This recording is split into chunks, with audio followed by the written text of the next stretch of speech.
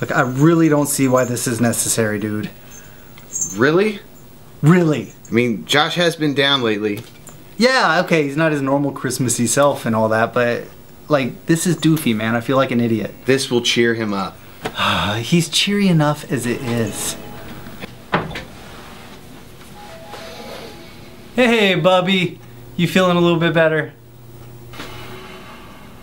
Oh, come on. I'm sure there's something we can do to make you feel better about Christmas this year.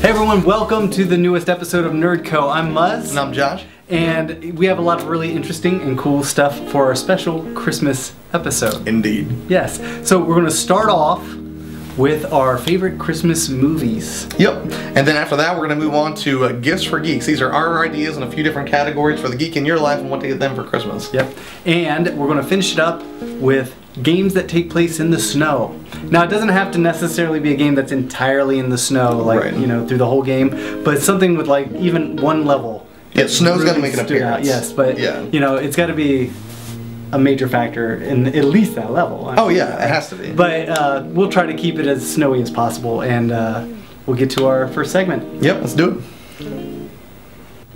Alright, so now we thought we'd just sit around and tell you about some Christmas movies we loved, and, you know, if it's something you haven't watched, check it out yourself, and if you have, well, you'll understand why we like them so much, I guess. So. Yeah, and it's important to know, like, we're just doing like one each and picking just, you know, one that's special to us. That we're not by any means, you know, discounting some of the classics that you'd be like, why isn't that movie there? Because we'll probably do an honorable. But we're not going to talk about Miracle on 34th Street, so. We're not going to talk about It's a Wonderful Life. I'll get over it. But I think we're not going to talk about It's a Wonderful Life. We're younger guys, and I think we like more recent, you know, movies that, I don't know, they fit in with our generation. There are a lot of great classic Christmas movies. Oh yeah, they're right. But some of them are just, they've become iconic to us, and right. They will be. It would be like beating a dead horse for us to just go on about it. Right. Right. So, go ahead with your choice. My first one, and I know a lot of you love this movie too, is easily going to be Elf, because to me that was just an instant classic. I mean, you had Bob Newhart in it, which was amazing as, you know, Buddy's dad. Will Ferrell is Buddy the Elf, of course. Goes to New York, totally out of his element, trying to find his actual dad after he discovers that he is not, in fact, elf people, because he's like 6'9" or whatever. Alright, he's probably not that tall, but it's still pretty tall.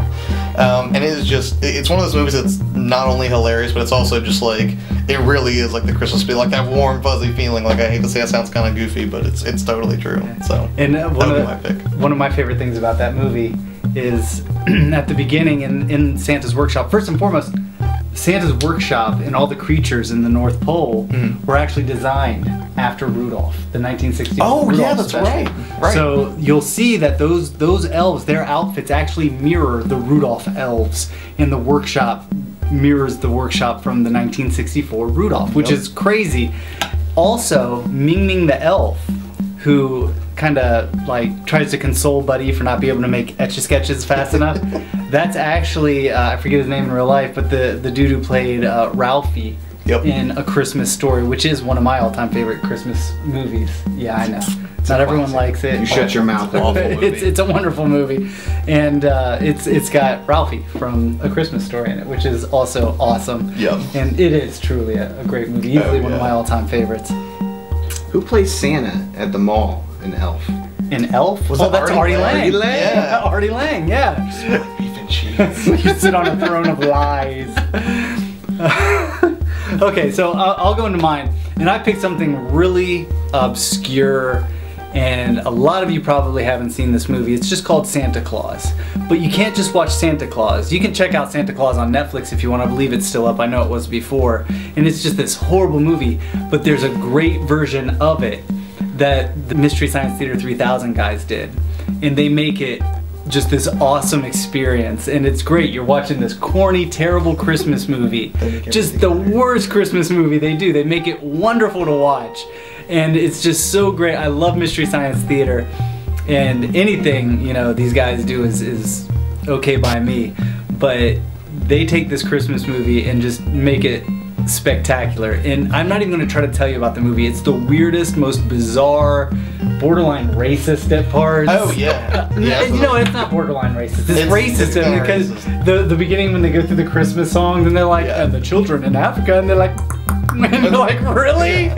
So this movie is just outstanding. It's so funny, but it's really good to watch, and it's a lot of fun. And anything those guys do, oh yeah, it's funny. They make everything better. Yeah, so it's a totally different kind of Christmas experience for your Christmas movie viewing. It might be something you've never seen, and if that's the case, that's kind of awesome. So give it a shot. Santa Claus Mystery Science Theater 3000. Yeah, and you can actually watch it all on YouTube. We're gonna put a link up for you. Yeah. So you can watch the Thank you. whole thing. I totally forgot. The whole movie is on YouTube. Yeah, because I don't think anyone's gonna probably file a copyright claim on that one. Right.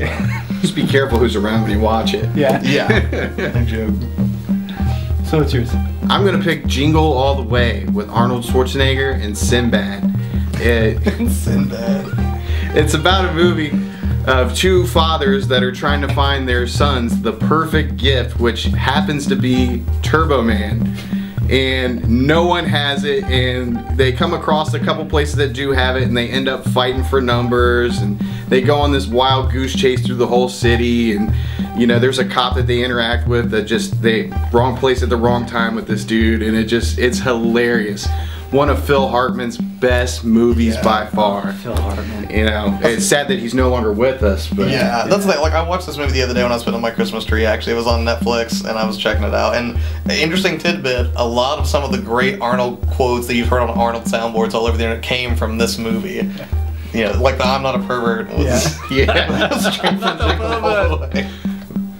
Definitely a good watch. Definitely a good watch. And, you know, it's like some of the comedy in that is a little bit dated. Like you'll feel like, oh, that's kind of, you know. But overall, the movie is totally worth watching. Yeah. And it just it's I don't know. I've had that experience where I go out and I'm trying to look for that. You know, it's like trying to find an Xbox One or a PS4 right now. Yeah. Right. You know, or Tickle Me Elmo in like '96. Yeah, everyone's coming to the store asking me, "Do you have a PS4? I need one for my kid." And I'm like, I can't get PS4s right now. Are you You're kidding not me? going to find You it. mess with Yeah, people. you're that guy. Another thing about that movie is just Sinbad's role as like the total psycho postal worker. Yeah. He is Yeah. With jokes that really wouldn't fly well today. No, I don't no. think. They would not be politically correct. No. We'll just put it that way. Yeah. But overall, yeah, I think it's a great movie. Right. Yeah.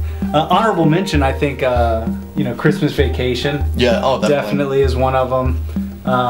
We talked about a bunch of them earlier. Now I Go ahead can't and say think of Christmas them. Story again. I know you want to say it Well, again. Christmas Story. I love that movie. It's great. But So what's your favorite scene from Christmas Vacation before we go? No, man, I don't think I could say it on here because I think it would be. oh yeah. Well, I'm gonna Everyone immediately knows what Clark it's Griswold's rant. Right. Yeah. Yeah. Griswold rant. The Griswold I'm gonna rant. go with the dinner table where the dog's eating the turkey underneath the dinner table. It's okay, Clark. Yakking on a bone. Yeah, I think every scene from that movie is a great scene from that movie. It's a good one. Yeah. So, what's your favorite Christmas movie? Leave a comment and let us know what you think, or if you've seen the ones we talked about, tell us what you think of those. Yep. Alright, so for my Christmas picks, I'm going to stick with video game related paraphernalia, consoles, and all that sort of thing. So, first off, anything you see in a video game store is good for a gamer. Let's just get right down to it. Gamers are very simple people to shop for. I mean, we're happy with anything, I figure. But the way most people look at it is that they get intimidated. They're afraid to buy something for their gamer in their family because they figure, oh, they might already have this, I don't want to mess with it, or I don't know what's good and what isn't. And really, when it comes right down to it, you want to walk into your gamer's room, you want to take an inventory of what they've got. And you know, a lot of gamers like myself, I keep all mine on a spreadsheet, and I offer it to my family. Hey, if you want to see what I have, I'll give you my spreadsheet, you can just take a look at it. Anything that's not on that spreadsheet is good, or anything that you don't inventory in their game collection is good. Find them a nice game. I also recommend getting classic games for new gamers. So you've got a gamer who's into, like, maybe they've never played on anything but a like an Xbox or, you know, whatever. Get them something old school. Catch them a Super Nintendo if they don't already have one. Give them some good games, some Mario titles, or, you know, Metroid, or whatever the case may be. And like kind of just give them the experience of retro gaming that maybe you grew up with when you were a kid.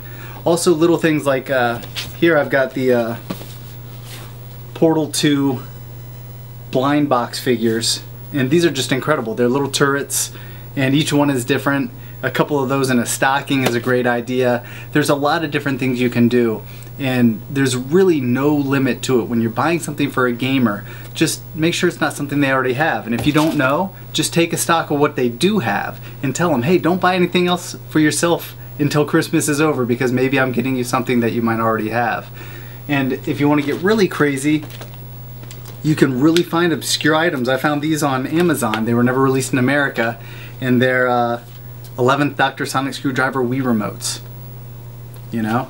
And I don't care who you are. If you're a gamer and a Doctor Who fan, that's a win. And there are a lot of gifts like that. So just check on what they already have, look into what you can get for them to add to that collection, or offer them a new experience in gaming, and I'm sure they'll be happy. So that's something to consider when you're shopping for a gamer in your household. Alright, so I'm here to talk about tech gifts. That's stuff you can get for the person in your life who's like a techie, really into like computers or gadgets or that kind of thing. And I'm just going to go with two different ones. The first thing I'm going to say is the Logitech K810 wireless Bluetooth rechargeable keyboard. Despite being a mouthful, it's actually a really small, really efficient keyboard that I absolutely adore. The cool thing about it is it actually pairs with 3 different devices at once, so you can instantly switch between using like a phone, a tablet, and a computer, for example. It takes about 30 minutes to charge it, and that charge will last for about 30 days. I did an expanded review on geekspodcast.com if you want to check it out, but it's usually anywhere from $79.99 to $89.99. You can get the K10 or the K11. The only real difference that I can see is the K11 looks a little bit shinier, and it's got an Apple command button instead of the Windows logo button that the K10 says. So if your person's a PC or a Mac, you might want to take that into consideration, but it's an awesome buy. Alright, for the second gift that I'll suggest is the Google Chromecast. And I've also done a video review of this before, but really it absolutely bears mentioning. It's absurdly cheap for what it does, about 35 bucks, and at one point they were even doing it for $35, and they were throwing in 3 free months of Netflix, which is a really good deal, making the unit cost about $11. So if you're not familiar, the Google Chromecast is kind of like a competitor to Apple TV. It basically lets you use any iOS device or any Android device and stream YouTube, Netflix, music, basically to your television. It kind of plugs into one of the HDMI ports there and gets powered off of a USB port. It's actually really small, really efficient, and really just an awesome gift for anybody. I mean, you could, grab a few of them even because they're just dirt cheap. They're pretty reliable for the most part, at least in my experience with them. I have had some hiccups here and there, but not enough to not warrant, the $35 price. It's a really good deal, and anybody who is tech-minded at all will appreciate this, because anything that lets you stream media, from your phone to your TV is a pretty sweet buy for Christmas, and should be good for throwing all those Christmas movies up. So yeah, those would be my 2 picks for tech. Okay, so my gifts are going to be in the movie and television area, and the first gift I'm going to suggest is the Breaking Bad Blu-ray DVD complete set. It comes in a barrel that they actually used to put cash in on the actual last season, and all of the DVDs are in order. You pull them out in little trays. It's actually pretty neat, and it actually comes with the Los Pollos apron that they used in the chicken joint that Gus ran in the 3rd season, I believe. And it's a little pricey, but for the true fan of Breaking Bad, it's definitely worth the money. You can catch it for around $3.27 on Amazon, and maybe you can get it used or somewhere around that area for $100 cheaper, I would say, if you look hard enough. Then my second gift is obviously going to be a little bit cheaper than the last one, but get somebody a Netflix subscription for $7.99 a month for instant streaming. It's the gift that keeps on giving. There's thousands of movies that you can watch, and there are good titles on there nowadays, and an unbelievable amount of television shows that you can get into. And like I said earlier, it's the gift that keeps on giving, and who knows, you may hip somebody to some new shows while they're watching it. Alright, now we're going to talk about some of our favorite video games that take place in really crappy weather where it's all snowy outside, and just kind of games that are super cold and have that kind of aesthetic. Yep. I'm going to kick it off by starting easily Metal Gear Solid for the PlayStation, the original. Well, not technically the original, but certainly the one that's most fondly remembered by a lot of gamers, I think. The whole time you're trying to investigate Metal Gear, and it's snowy and horrible outside, and you're in Alaska, and it's just, I'm kind of a seasonal gamer that way. I like to play cold games when there's cold weather. When it starts to get spring and happy outside, I'll play like Eternal Sonata or something like that, something happier. But I just thought that game was, obviously, it's a classic. Right. Groundbreaking for its time, and it's been a legend among games ever since. Oh yeah. Worth playing by any standard, but here in the cold time of year, kind of appropriate. Definitely. Yeah. So what about you?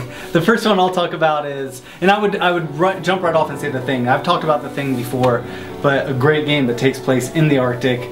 Outstanding game, but I'm not going to talk about The Thing because I've already talked about it in a prior video. So if you go back and you check, I talk all about The Thing. Right. I will talk about South Park. Oh, so good.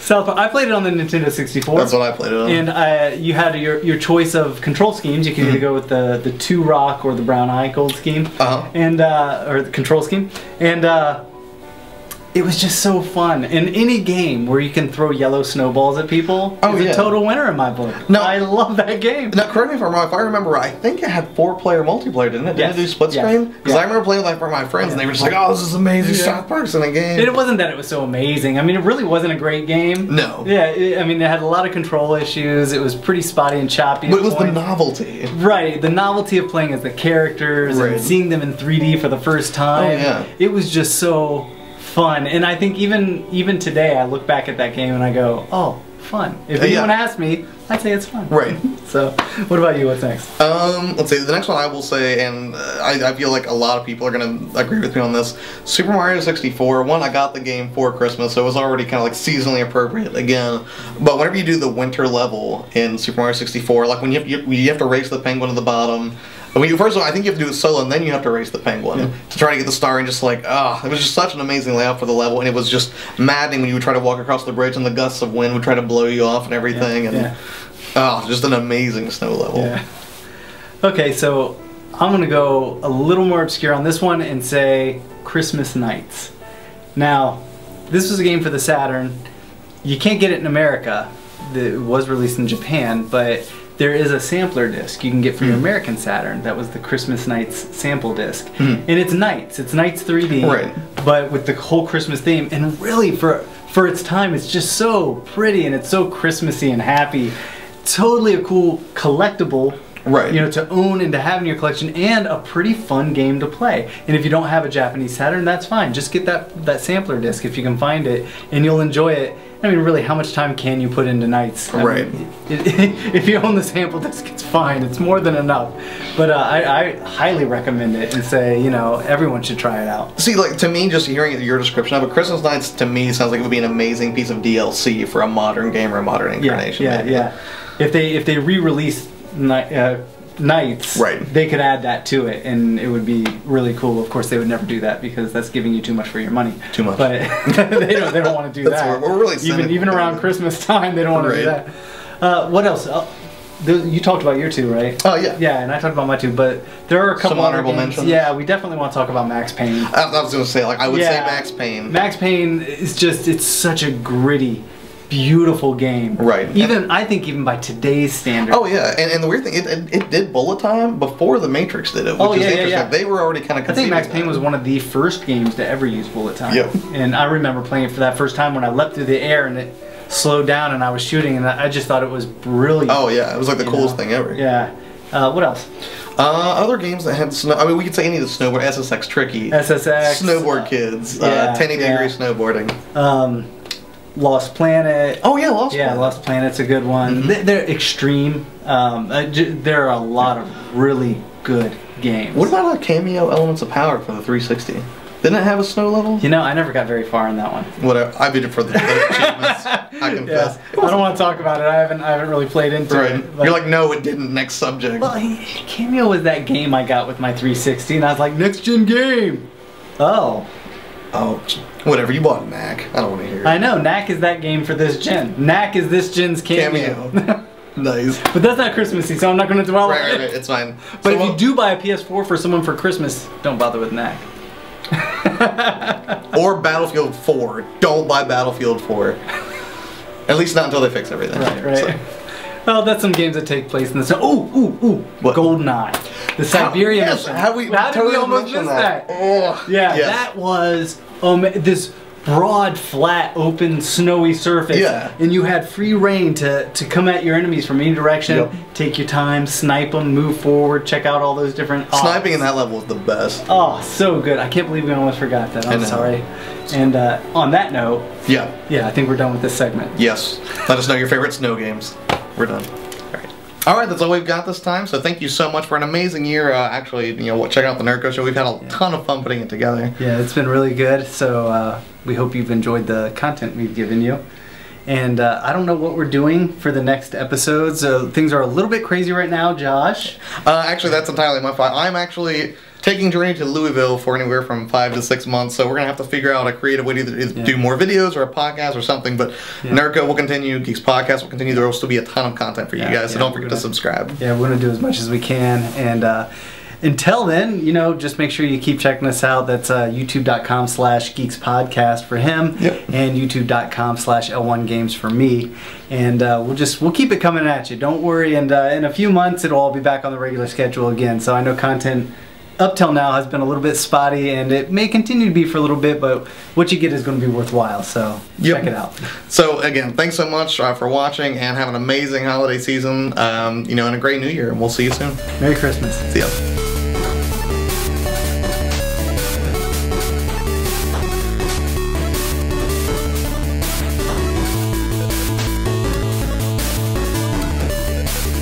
You guys me up. Merry Christmas. You know how I feel. I said it. I said Merry Christmas, bitch. What? That's gonna happen.